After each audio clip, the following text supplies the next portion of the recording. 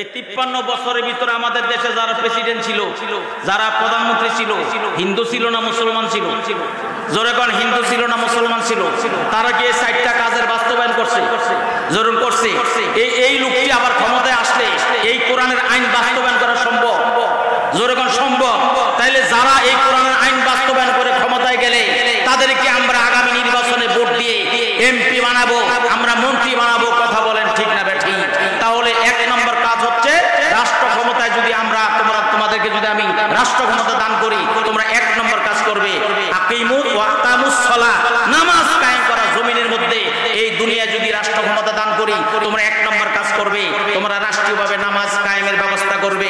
আজকে যদি রাষ্ট্রীয়ভাবে নামাজ কায়েম হয়ে যাইতো, কারণ নামাজ কায়েম হয়ে গেলে রাষ্ট্রীয়ভাবে যদি নামাজ কায়েম হয়ে যাইতো, মন্ত্রীরা নামাজ পড়তো, এমপিরা নামাজ পড়তো, উপজেলা পরিষদের চেয়ারম্যান নামাজি হয়ে যেত, ভাইস চেয়ারম্যান নামাজি হয়ে যেত, চেয়ারম্যান মেম্বার নামাজি হয়ে যেত, তাহলে বাংলাদেশের লক্ষ লক্ষ টাকা চুরি করে বিদেশের বাড়িতে পাচার করা কোনোদিন সম্ভব ছিল না। কারণ নামাজ পড়লে চরিত্র ভালো হয়ে যেত। কথা বলেন ঠিক না বেঠিক? নারায়ে তাকবীর। কারণ নামাজ হচ্ছে সমস্ত রোগের মহৌষধ। ঠিক কিনা বেঠিক? রোগ বলতে আমাদের সমাজের মধ্যে, ভাই কই যান ভাই, অনুরোধ করছি ভাই, ডিস্টার্ব করেন না, গেলে আবার আইয়া ফিরে, কারণ আমার আলোচনা ডিস্টার্ব করেন না আপনারা। আমি কোরআন দিয়ে কথা বলতেছি। আমার ভাইয়েরা, নামাজ হচ্ছে সমস্ত রোগের মহৌষধ। এই রোগীটা ডায়রিয়া রোগ না, আমাশা না, কলেরা না, জ্বর না, চিকুনগুনিয়া না, ডেঙ্গু না, শরীরের মধ্যে যে রোগ আছে এই রোগটি কি জানেন? সুদ খাওয়ার রোগ, ঘুষ খাওয়ার রোগ, মিথ্যা বলার রোগ, গীবত করার রোগ, চগলখড়ি করার রোগ, গাঁজা খাওয়ার রোগ, মদ খাওয়ার রোগ, হেরোইন ইয়াবা সেবন করার রোগ, মানুষ খুন করার রোগ আছে না নাই? এই রোগগুলো থেকে আপনার শরীর থেকে সরাইতে হলে নামাজ ছাড়া কোনো বিকল্প নাই। কারণ নামাজ হচ্ছে সমস্ত রোগের মহৌষধ। আল্লাহ কোরআনে বলছেন, ইন্নাস সালাতা তানহা আনিল ফাহশাই ওয়াল মুনকার, নিশ্চয়ই নামাজ মানুষকে অশ্লীল ফায়সা খারাপ কাজ থেকে বিরত রাখে। নামাজি বান্দা কোনোদিন সুদ খাইতে পারে না, নামাজি বান্দা কোনোদিন ঘুষ খাইতে পারে না, নামাজি বান্দা কোনোদিন পরের হক নষ্ট করতে পারে না, নামাজি বান্দা কোনোদিন চগলখড়ি করতে পারে না, নামাজি বান্দা কোনোদিন মানুষের ক্ষতি সাধন করতে পারে না, নামাজি বান্দা মদ খাইতে পারে না, গাঁজা খাইতে পারে না, ইয়াবা ট্যাবলেট সেবন করতে পারে না। যারা নামাজি বান্দা কোনোদিন বাংলাদেশ সম্পদ লুটপাট করে, লাখো লাখো সম্পদ লুটপাট করে বিদেশের বাড়িতে বাড়িঘর করার কোনো সম্ভব হইতো না। কার কথা বলেন ঠিক না বেঠিক? বাংলাদেশের বিগত 15টা বছরে বাংলাদেশের 11 লক্ষ কোটি টাকা বিদেশে পাচার করা হয়েছে। বাংলাদেশ আজকে ফতুর হয়ে গেছে। আমার ভাইয়েরা, ওই যে তলিহীন এই জুরির মতো হয়ে গেছে আজকে আমাদের দেশটা। অর্থনৈতিক বিরাট সংকটে আছে। শুধু বিদ্যুৎ খাতে বাংলাদেশ বাহির দেশে শুধু আদানি গ্রুপ ভারতের বিদ্যুৎ খাতের টাকা 80,000 কোটি টাকা তারা আমাদের কাছে পাওনা। আমরা বিদ্যুৎ বিলকে বাকি রাখছি, জোরে কোন রাখছি বিদ্যুৎ বাকি। আপনারা ঠিকই বিদ্যুৎ বিল পরিশোধ করছেন, আর হেতারি নিয়া বিদেশে বাড়ি গাড়ি করছে, কিন্তু বকেয়া পরিশোধ করে নাই। কথা বলেন ঠিক না? তাহলে নামাজ যদি হয়ে যাইতো, প্রত্যেকটা মন্ত্রী যদি নামাজি হয়ে যাইতো, এমপি যদি নামাজি হয়ে যাইতো, তাহলে কোনোদিন, কারণ নামাজ পড়লে আল্লাহর ভয় ভিতরে পয়দা হইতো, কোনোদিন তারা দেশের সম্পদ লুটপাট করে বিদেশে বাড়িতে পাচার করা সম্ভব হইতো না। কথা বলেন ঠিক কিনা বেঠিক? আমার ভাইয়েরা, রাষ্ট্রীয়ভাবে এই জন্য 1 নম্বর কাজ হচ্ছে, রাষ্ট্র ক্ষমতায় গেলে 1 নম্বর কাজ হচ্ছে তোমরা নামাজ কায়েম করবে। নামাজ নামাজ নামাজ, শুধুমাত্র নামাজ। আজকে আমাদের সমাজের মধ্যে নামাজ নাই। বিগত আলেম, এই যে মাওলানা আবুল হাশেম মোল্লা সাহেব, তিনি একটা কথা বলেছে, আপনারা কি বুঝছেন জানি না, আমি কিন্তু পুরোপুরি বুঝছি। আলহামদুলিল্লাহ, জাহান্নামে যারা যাবে তাদেরকে প্রশ্ন করা হবে, মা সালাকাকুম ফি সাকর, এ জাহান্নামীরা, কিসে তোমাদেরকে জাহান্নামে নিক্ষেপ করলো? কেন তোমরা জাহান্নামে আসলা? তার 1 নম্বর কারণ বলবে, ক্বালু লাম নাকু মিনাল মুসাল্লি। 1 নম্বর কারণ তারা বলবে, আমরা নামাজীদের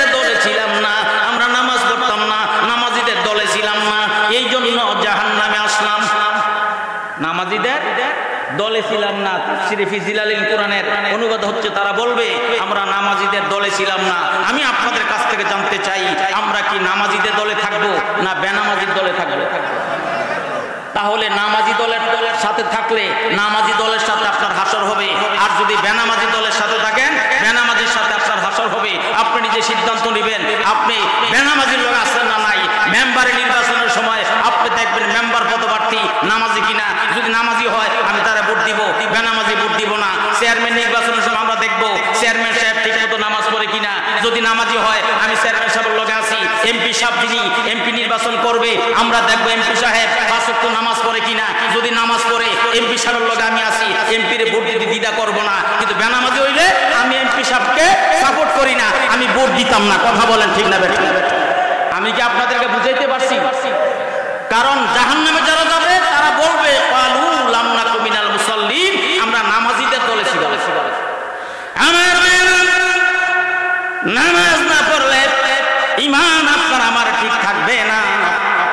আল্লামা দেলাওয়ার হোসেন সাঈদী সাহেব, আজকে নামটা বলছি আপনাদের মাহফিলে, পুলিশ আইবনি, পুলিশ ধরতে আইবনি শাহজাহান ভাই, কিন্তু বিগত 16 বছর আমরা মাহফিলের মধ্যে আল্লামা দেলাওয়ার হোসেন সাঈদীর নামটা পর্যন্ত লইতে পারছি না।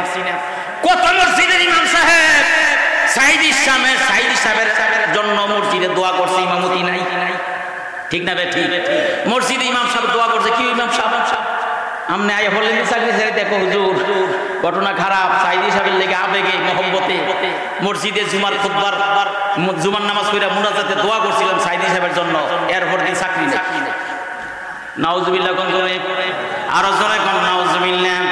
আমার আল্লামা দেলাওয়ার হোসেন সাঈদী সাহেব বলেছিলেন আপনাদের ভোটার লিস্টে আপনাদের নাম থাকতে পারে মুসলমান, আইডি কার্ডের মধ্যে আপনার নাম থাকতে পারে মুসলমান, পাসপোর্ট বিষয়ে আপনার নাম থাকতে পারে মুসলমান, খোদার কসম আপনি নামাজ পড়েন না আমার আল্লাহর খাতায় আপনার নামটা মুসলমান থাকবে না। কারণ কাফের এবং মুসলমানের মধ্যে পার্থক্যকারী হচ্ছে নামাজ। বাইনা আব্দি ও বাইনাল কুফরি তারকুস সালাহ, বান্দা এবং কাফেরের মধ্যে পার্থক্য হইল নামাজ। তুমি যে মুসলমান নামাজের মাধ্যমে তোমাকে প্রমাণ দেওয়া লাগবে তুমি মুসলমান। কথা বলেন ঠিক না বেঠিক? বাংলাদেশে একদল মানুষ আছে এক ওয়াক্ত নামাজ পড়ে না, রমজান মাসে রোজা রাখে না, কয় হুজুর নামাজ না পড়লে কি হইছে আমার ঈমানটা ঠিক আছে। এরকম একদল লোক আছে না নাই? জোরে কোন আছে না নাই?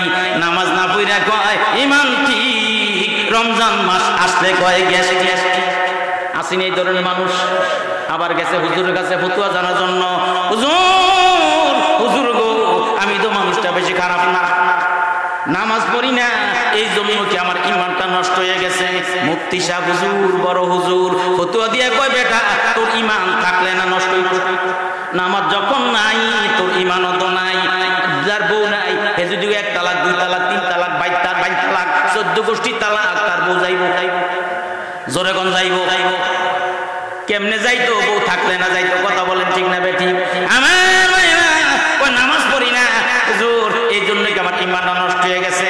আরে বেটা তোর ঈমান থাকলে না নষ্ট হইতো, নামাজ নাই তোর ঈমান নাই। যারা বলবে নামাজ না পড়লে কি হয়েছে আমার ঈমানটা ঠিক আছে, আমি বলবো তাদের মাথার মধ্যে সিট আছে। মাথার মধ্যে কি আছে? জোরে কোন কি আছে? একটা কথা মনে হয়েছে কইলাই কেমন সাধারণ ভাই, শাশুড়ি আম্মা জামাইয়ের কাছে মোবাইল করছে, জামাইও আমনের শ্বশুরের স্বাস্থ্যটা বেশি ভালো না, 14-15 দিন জ্বর হইতে মাথাটা নষ্ট হয়ে গেছে, আবল তাবল কয়, কোন দিন যে মইরা যায় বলা যায় না। আমনের শ্বশুর যদি দেখতে চান তাড়াতাড়ি দেখিয়া যান। জামাই ছিল শাসার বাজারও, এই মাত্র আপনাকে বিতারাত থেকে শাসার বাজার গেছে বাজার করার জন্য। যখন শাশুড়ির ফোন পাইছে যে শ্বশুরের অবস্থাটা বেশি ভালো না, জামাই মনে মনে কয় আজকে এখন বাইর যাবো না, ডাইরেক্ট শ্বশুর বাড়িতে যাইতে হবে। তবে খালিয়া তো যাওয়া যাবে না, যেহেতু শ্বশুর বাড়িতে যাবো কিছু নিয়ে তো যাইতে হবে, এমন জিনিসটা তো নেওয়া লাগবো।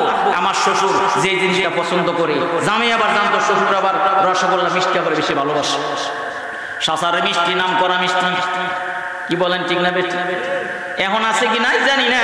আজ থেকে 30-40 বছর আগে আমরা শাসার থেকে মিষ্টি নিয়ে খাইতাম, কারণ শাসারের মিষ্টি নাম করা মিষ্টি ছিল। আমার জামাই বেড়ায় রসগোল্লা লইয়া শ্বশুর বাড়িতে গেছে, যাই দেখে শ্বশুর খাটের মধ্যে সিটিয়া শুয়ে রয়েছে, আবল তাবল কয়ে মাথাটা পুরা নষ্ট। জামাই বেড়ার মনে বড় কষ্ট। জামাই মনে মনে কয় আমার শ্বশুর জীবনে কত কষ্ট আমার জন্য করছে, টাকা পয়সা দিয়ে বিপদ আপদে আমার সাহায্য করছে। আজকে আমার শ্বশুর জ্বর হইতে হইতে মাথাটা নষ্ট হয়ে গেছে, আবল তাবল কয়, কোন দিন যে মইরা যায় বলা যায় না। আমার হাতে আমি আমার শ্বশুরে 2টা মিষ্টি রসগোল্লা খাওয়াইয়া দিব। জামাইয়ের নিয়ত কত ভালো, উদ্দেশ্য কত ভালো। এবার জামাই বেড়ায় একটা ফ্রিজের মধ্যে কয়েকটা রসগোল্লা লইয়া শ্বশুরের কাছে গিয়ে, আব্বা আব্বা ওইটা শাসার বাজারের 1 নম্বর মিষ্টি, টাটকা মিষ্টি রসগোল্লা আজকে বানাইছে আব্বা, রসগোল্লা রাখান, মিষ্টি রাখান। শ্বশুরে কয়, খাবার ইচ্ছা করে না ভাই, খাবার ইচ্ছা করে না ভাই। ভাই কইল কারে? আর জোরে কোন কারে? শাশুড়ি আম্মা কয়, হায় হায় হে জ্বরের তাড়নায় পইরা জামাইরে কয় ভাই, মানিজ্জত সব যাইব। শাশুড়ি আম্মা দেউর দিয়ে কয়, কি কোনাম নেই এটা নাঙ্গ জামাই। কয় আমার হুশ নাই মা, আমার হুশ নাই মা। আজকে যারা বলবে নামাজ না পড়লে কি হইছে, আমার ইমানটা ঠিক আছে, আমি বলবো তাকে হুশ নাই, তাকে মাথার মধ্যে সিট আছে। এইভাবে বেশি বেশি তাফসীরুল কোরআন মাহফিলে না গেলে, নামাজি লোকের সাথে না চলাফেরা করলে আপনার সিট মাথা কোনোদিন ভালো হবে না। কথা বলেন ঠিক না বেঠি? আমার আল্লাহ বলেন, আল্লাযীনা ইম্মাক্কান্নাহুম ফিল আরদি আকামুস সালাতা ওয়া আতাবুজ যাকাতা ওয়া আমারু বিল মা'রুফি ওয়া নাহাউ আনিল মুনকার। আমি যদি এদেরকে রাষ্ট্র ক্ষমতা দান করি, কর্তৃত্ব দান করি দেশের এই দুনিয়াতে যদি আমি তাদেরকে রাষ্ট্র ক্ষমতা দান করি, তাহলে তারা ক্ষমতায় যাইয়া 1 নম্বর কাজ করবে, আকামুস সালাহ, নামাজ কায়েম করবে, নামাজ কায়েমের ব্যবস্থা করবে। আজকে আমাদের দেশে রাষ্ট্রীয়ভাবে নামাজ কায়েম নাই রে ভাই। সৌদি আরবে নামাজের বিধানটা এখনো আছে। সৌদি আরবের মধ্যে 1 ওয়াক্ত নামাজ না পড়লে 3 দিনের জেল। কয় দিনের জেল? জরুন কয় দিনের? বেত লইয়া পুলিশ দোকান ফাটে ঘুরে, কে নামাজ পড়ে নাই, কে মসজিদও যায় নাই। আমার ভাইয়েরা, এই সমস্ত আইন যদি আমাদের দেশের মধ্যে থাকতো, সৌদি আরবের সমস্ত উলামায়ে কেরামদের ফতোয়া হচ্ছে, যারা নামাজ পড়বে না এই মুসলমানদের কবরস্থানে দাফন করা যাবে না, তার জানাজার নামাজ পড়া যাবে না। আলেমদের, বড় বড় আলেমদের সৌদি আরবের ফতোয়া। আমাদের দেশে যদি এরকম একটা আইন যদি পাশ হয়ে যেত সংসদের মধ্যে, যারা নামাজ পড়বে না 3 দিনের জেল, না হয় 10টা বেত্রাঘাত। বেনামাজি মারা গেলে মুসলমানের কবরস্থানে দাফন করা নিষেধ, জানাজার নামাজ পড়া নিষেধ। এরকম যদি আইন সংশোধন হয়ে যেত, আমার মনে হয় রাস্তাঘাটে কোনো বেনামাজি তালাশ করে পাওয়া যাইতো না। কথা বলেন ঠিক না বেঠিক? এটার নাম হচ্ছে ইসলামী রাষ্ট্র ব্যবস্থা, সমাজ ব্যবস্থা। জোরে বলেন সুবহানাল্লাহ। ইসলামী রাষ্ট্র ব্যবস্থা কায়েম হয়ে গেলে, ইসলামী রাষ্ট্র ব্যবস্থা কায়েম হয়ে গেলে যিনি সংসদের স্পিকার, তিনি সংসদ সদস্যকে নিয়ে সংসদ ভবনের মসজিদে ইমামতি করবেন। যিনি প্রেসিডেন্ট হবেন, তিনি জাতীয় মসজিদ বাইতুল মুকাররমে মুসল্লিদেরকে ইমামতি করবেন। যিনি ওসি হবেন, তিনি থানার সমস্ত পুলিশ দিয়ে থানার মধ্যে জামাতে নামাজ আদায় করবেন। আমার ভাইয়েরা, যিনি উপজেলা পরিষদের চেয়ারম্যান হবেন, তিনি উপজেলা পরিষদ মসজিদের ইমাম হবেন। যিনি ডিসিএসপি হবেন, তিনি ডিসিএসপি অফিসে তাদের লোকজনদেরকে নিয়ে, অধীনস্থ কর্মচারীদেরকে নিয়ে তারা ইমাম হবেন। এরকম যোগ্যতা সম্পন্ন লোক আগামী সংসদে আমরা পাঠাইতে হবে, তাহলে দেশে ইসলামী রাষ্ট্র ব্যবস্থা কায়েম হয়ে যাবে। কথা বলেন ঠিক না বেঠি? আরো জোরে বলেন ঠিক না বেঠি? নামাজ নামাজ নামাজ, আজকে নামাজ পড়তে চায় না মানুষ। এই যে মোবাইলটা আইয়া, জানেননি আল্লাহর গজব। এই মোবাইলের মাধ্যমে আপনার ছেলে, আমার ছেলে, আপনার মেয়ে, আমার মেয়ে, আমনের পুত্রবধূ, আমার পুত্রবধূ হইছে না, অনেক সময় লাগবে। আমার ভাইয়েরা, এই রাত্রে আমি তো ঘুমিয়ে রয়েছে, এসব নামাজটা হইরা বুড়া মানুষ 4টা ডাল ভাত খাইয়া ঘুমাই রয়েছেন। আর আমনের ফুলার বউ, আমনের মেয়ে, আমনের ছেলে বইবে এই যে মোবাইল এলেরুম করতে আসে। এই ভিডিওতে এই উলঙ্গ বেগানা মহিলা নাচ গান আইতে আছে, দেখতে আছে, দেখতে আছে, দেখতে আছে, রাত্র 3টা 4টা বাজে গেছে। ওহনার মোবাইলও চার্জ নাই, চার্জ শেষ। ওহন মোবাইলটা রাখা অন ঘুমাইতে গেছে। কিন্তু ফজরের আজান যে কোন দিয়া দিছে কোনো খবর নাই। 10টা বাজে ঘুমের তোরছে। এরকম একদল যুবক ছেলে আছে না? জোরে কোন আছে না নাই? এরে যুবক, তুমি যে মোবাইল দেখতে দেখতে দেখতে দেখতে 3টা 4টা বাজাই দিলা, তুমি তো ফজর নামাজ পড়লা না রে যুবক, তুমি যে ঘুমাইয়া গেলা, জাগলে না, সকাল না জাগলে তো বড় কাল। নামাজ পড়ো না, ফজরের নামাজটা তুমি পড়তে পারলা না। হাদিসের মধ্যে আছে যে ব্যক্তি ফজরের নামাজটা জামাতে পড়বে, এশার নামাজটা জামাতে পড়বে, সারা রাত্র জাগ্রত থাকিয়া ইবাদত করার সওয়াব পেয়ে যাবে।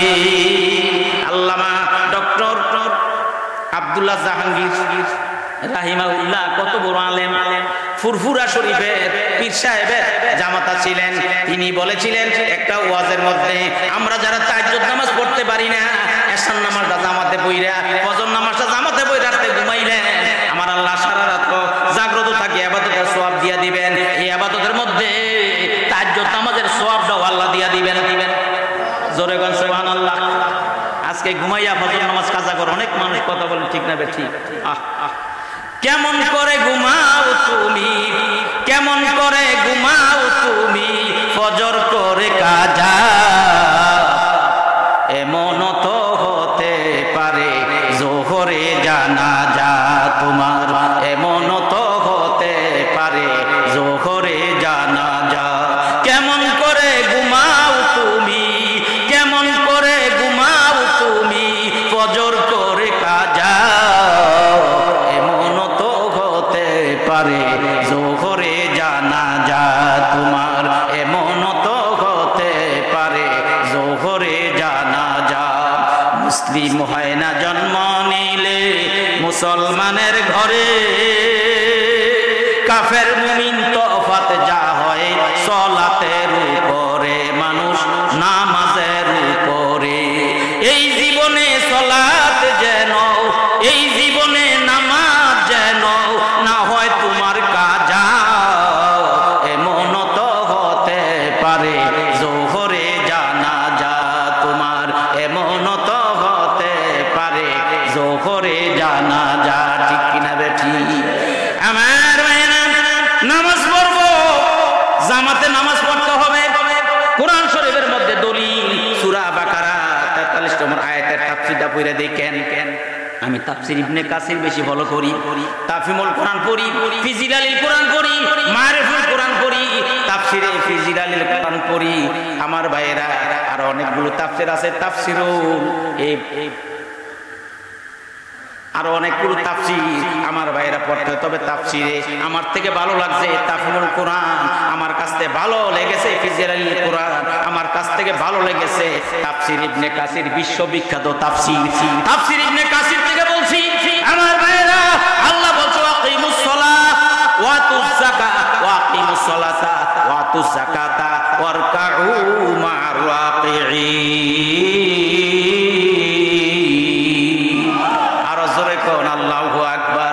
আমার আল্লাহ বলেন নামাজ কায়েম করো, যাকাত আদায় করো, রুকুকারীদের সাথে একত্রিত হয়ে রুকু করো, রুকুকারীদের সাথে একত্রিত রুকু করো। এটা সরল অনুবাদ আমার ভাইয়েরা। আল্লাহ বলছে নামাজ কায়েম করো, যাকাত আদায় করো, রুকুকারীদের সাথে একত্রিত হয়ে তুমি রুকু করো। এবার আপনাদেরকে জানতে চাই, একা একা নামাজ পড়লে আপনি কি রুকুকারীদের সাথে একত্রিত হয়ে রুকু করার সুযোগ পাইছেন? যেরকম পাইছেন। এই আয়াত দিয়ে মুফাসসিরিন কেরাম তাফসীর করেছেন। তাফসীর ইবনে কাসিরের মধ্যে আলেমদের মতামত হচ্ছে, আপনারা যদি আমার কাছে জানতে চান, ওয়াজের নামাজ পড়ে আমার মোবাইলের মধ্যে পুরা ইবনে তাফসীর ইবনে কাসিরটা আমার পুরা মোবাইলের মধ্যে লোড আছে, আমি আপনাদেরকে দেখাইতে পারবো। আলেমদের মতামত হচ্ছে নামাজ পড়া একটা ফরজ, জামাতে নামাজ পড়া আর একটা ফরজ। কন্যা সুবহানাল্লাহ, আরো জোরে বলেন সুবহানাল্লাহ। আমি ঢাকা দুলারিপাড়া একটা মসজিদের খতিব। আমার ভাইয়েরা, আমি মসজিদে দিন তো এখন ছোট হয়ে গেছে, বড়দিনের সময় ঢাকাতে জুমার নামাজ পড়িয়া, এই যাত্রাবাড়ির কাছে দোলাইপাড় জুমার নামাজটা পড়িয়া আমি বাট্টার খাইয়া কুটুমপুর বাস স্ট্যান্ড আইয়া ঠিক মতো আসরে জামাজটা পড়তে পারছি। আর এখন দিন ছোট, গরিবপুর দাউদ কেন্দ্র আইলে আসরে আজান হয়ে যায়। আমি চিন্তা করছি আমি আজকে কয়েক জুমা ধরে ভাই শুধু জামাতটা ধরার জন্য আমি কোনো গর্ব করি না, কোনো অহংকার করি না, কিন্তু আমি যতদিন বাঁচবো প্রতিজ্ঞা করেছি জামাতে নামাজ পড়বো। আমি এখন রোয়ানা দিয়ে ঢাকা যাত্রাবাড়ি বাসে উঠলে গরুপুর আসলে আসরের আজান হয়ে যায়, আমি গরুপুর নেমে যাই, ভাড়া দিয়ে একটু ঘুরে আমি কি আমার 20-30টা লস এরপর তো জামাতটা পাইলাম। আমি আসর নামাজটা জামাতে পড়িয়া এরপর আরেক বাসে গিয়ে কুটুমপুর মাগরিবের নামাজ পড়ি, বাড়িতে গিয়ে এশার নামাজ পড়ি। আমার ভাইয়েরা, আপনি যেখানে থাকেন না কেন আপনি জামাতে নামাজ পড়তে হবে, কারণ জামাতের এত গুরুত্ব। একটা হাদিসের কথা আমি আপনাদেরকে শোনাই, কিতাবের নাম বলে দেই। কিতাবের নাম হচ্ছে কিতাবুল কাবায়ের। বর্তমানে কিতাবটা বাংলা অনুবাদ হয়েছে ইমাম আজ-জাহাবি রাহমাতুল্লাহ আলাইহি, মিশরের একজন বড় আলেম, আজ থেকে 600-650 বছর আগে কিতাবটা লেখছেন। কিতাবটার নাম হচ্ছে বর্তমানে কবিরা গুনাহ। কিতাবের নাম কি? কবিরা গুনাহ। এটা আমরা বইটা দেখেন সাধারণ ভাই পড়ে। কবিরা গুনাহ বইয়ের মধ্যে দেখলাম ইমাম বুখারীর উস্তাদ, ইমাম মুসলিমের উস্তাদ আল্লামা উবাইদুল্লাহ ইবনে উমর কাওয়ারিদি রাহমাতুল্লাহ আলাইহি, তিনি কত বড় একজন আলেম একটু চিন্তা করছেন। যিনি বুখারী শরীফটা লিখছেন ওনার উস্তাদ, যিনি মুসলিম শরীফ লিখছেন ওনার উস্তাদ উবাইদুল্লাহ ইবনে উমর কাওয়ারিদি রাহমাতুল্লাহ আলাইহি। তিনি একদিন এশার নামাজটা জামাতে পড়তে পারেন নাই, বাড়িতে মেহমান আসছে, তিনি মেহমানদারি শেষ কইরা মসজিদে গেছে, গিয়া দেখে জামাত এশার জামাত শেষ হয়ে গেছে। তিনি আবার আশেপাশে মসজিদে খবর নিলেন কোন মসজিদে জামাত খালি আছে কিনা। তালাশ করলেন, দেখলেন যে না, কোনো মসজিদে খালি নাই, সব মসজিদে জামাত হয়ে গেছে। তিনি মনে মনে আফসোস করতেছে, হায় রে আমার মুসলমান ভাইয়েরা এশার নামাজ জামাতে পড়া এক রাকাতে 27 রাকাতে সওয়াব পাইলো, আর আমি সেই জামাত থেকে সওয়াব থেকে বঞ্চিত হইলাম। মনেরে বুঝাইতে পারে না, তিনি একা একা এশার নামাজটা 27 বার পড়ছে। জোরে কোন আল্লাহু আকবার, আর জোরে কোন আল্লাহু আকবার। কয়বার পড়ছে? জোরে কোন কয়বার পড়ছে? আচ্ছা, আমরা এখানে যারা আসছি, আমার জীবনের কথা, আমার বয়স হচ্ছে 55 বছর চলছে, আমি 34 বছর ওয়াজ করি, কিন্তু আমি তো কোনোদিন আমার জীবনে যে একবার জামাত না পাইলে নামাজটা 2 বার পড়ছি এমন আমার জীবনে কোনোদিন হয় নাই। এরকম ঘটনা হয় নাই যে জামাত পাই নাই আজকে নামাজটা 2 বার পড়লাম। আপনারা কেউ পড়ছে? ভুল হয়ে গেলে পড়া এটা অন্য বিষয়, কিন্তু নামাজ একবার জামাত না পাইলে আমি আবার নামাজটা 2 বার পড়ছি এরকম হয় না। কিন্তু হযরত উবাইদুল্লাহ ইবনে উমর কাওয়ারিদি রাহমাতুল্লাহ আলাইহি, তিনি এশার নামাজটা ওই দিন জামাত না পাইয়া 27 বার পড়ছে। আর জোরে কোন সুবহানাল্লাহ। 27 বার নামাজ পড়ে দোয়া করছে, আল্লাহ তুমি আমারে জামাতের সওয়াবটা দিয়া দিও। কন্না আল্লাহু আকবার। দোয়া করে রাত্রে ঘুমিয়ে গেছে, স্বপ্নে দেখে একটা ঘোড়ার প্রতিযোগিতা শুরু হয়ে গেছে। তিনিও একটা ঘোড়া লইয়া প্রতিযোগিতা অংশগ্রহণ করলেন। আমার ভাইয়েরা, ওনারে সবাই পিছনে ফালাইয়া চলে যাচ্ছে, উনি বারবার চেষ্টা করতেছে, তাদের সমান হইতে পারতেছে না। তো সামনের থেকে একজন পিছনের দিকে ফিরা ডাক দিয়া বলতেছে, উবাইদুল্লাহ ইবনে উমর, তুমি আজকে যত চেষ্টা করো আমাদের সমান হইতে পারবে না, কারণ গত রাত্রে এশার নামাজ তুমি জামাতে পড়তে পারো না। আমার ভাইয়েরা, এর মর্মার্থ কি আপনারা বুঝছেন? যে একা একা যদি আপনি যদি কোনো জামাত না পান, ফজরের নামাজ পাইলেন না, যোহর আসর মাগরিব এশা একক নামাজ যদি আপনার জামাত যদি ছুটে যায়, আপনি যদি এই নামাজটা যদি 27 বারও পড়েন, 27 বারও যদি পড়েন, এরপরও জামাতের সওয়াব পাওয়া যাবে না, যাবে না, যাবে। কথা কি আপনাদেরকে বুঝাইতে পারছি? জোরে গান বুঝাইতে পারছি? তাহলে জামাতে নামাজ পড়তে হবে। অনেক সাহেব আছে জানেন কি মুসলিম বাজার, বিতারা বাজার আছে না, বিতার বাজারের পাশে একটা মসজিদ আছে নি, এই মসজিদে আসরের নামাজ 4টা বাজে। কয়টা বাজে? 4টা বাজে। হে আইছে 5টা বাজে আইছে আসরের নামাজ পড়তে। কতক্ষণ পরে মাগরিবের আযান দিয়ে ইমাম সাহেব, ভাই নামাজ পড়ছি আমরা জামাতে 4টা বাজে, এখন বাজে 5টা। আপনি এতক্ষণ কইয়াছিলেন হুজুর, জানেন বাজারে আমার দোকান আছে, আমি সময় পাইছি না হুজুর, কাজ আছে কাজ। আচ্ছা বলেন তো, আযান শুরু হয়ে গেলে, নামাজের টাইম হয়ে গেলে সবচেয়ে বড় কাজ কোনটা? জোরে কোন সবচেয়ে বড় কাজ কোনটা?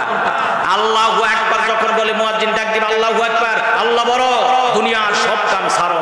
কথা বলেন ঠিক না বেঠিক?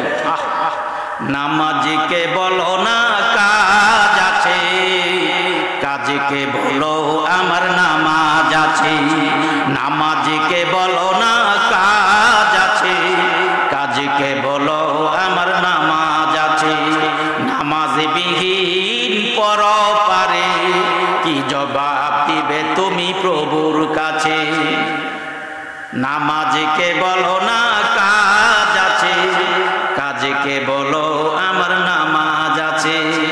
নামাজকে বলো না, নামাজকে বলো না কাজ আছে, কাজকে বলো আমার নামাজ আছে। ফজর কাটে ঘুম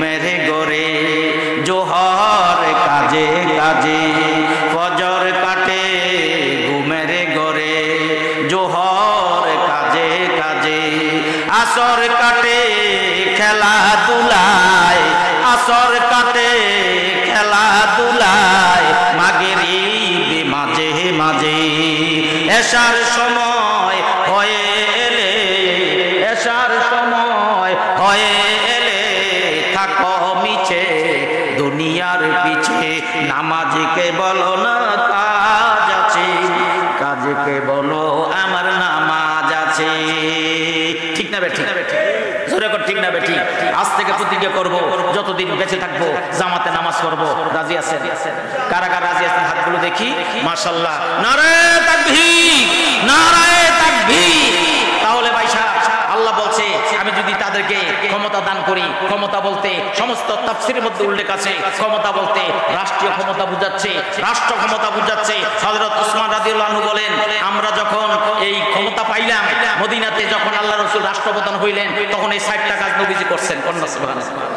রাষ্ট্রীয়ভাবে নামাজ আদায় করতে হবে, 2 নম্বরে যাকাতের আদায়ের ব্যবস্থা করতে হবে, যাকাত আদায়ের ব্যবস্থা করতে হবে, 3 নম্বরে সৎ কাজ আদেশ, অসৎ কাজে নিষেধ করতে হবে।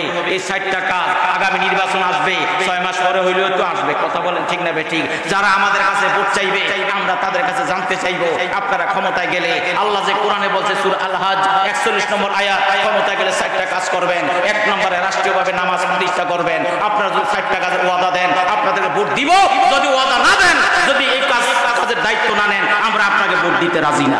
ঠিক কিনা বেঠিক? জোরে বলুন ঠিক না বেঠিক? আমার ভাইয়েরা সর্বশেষ আমি এসে যাচ্ছি, আপনারা বিরক্তি হয়েছেন, খারাপ লাগছে, অসুবিধা হয়?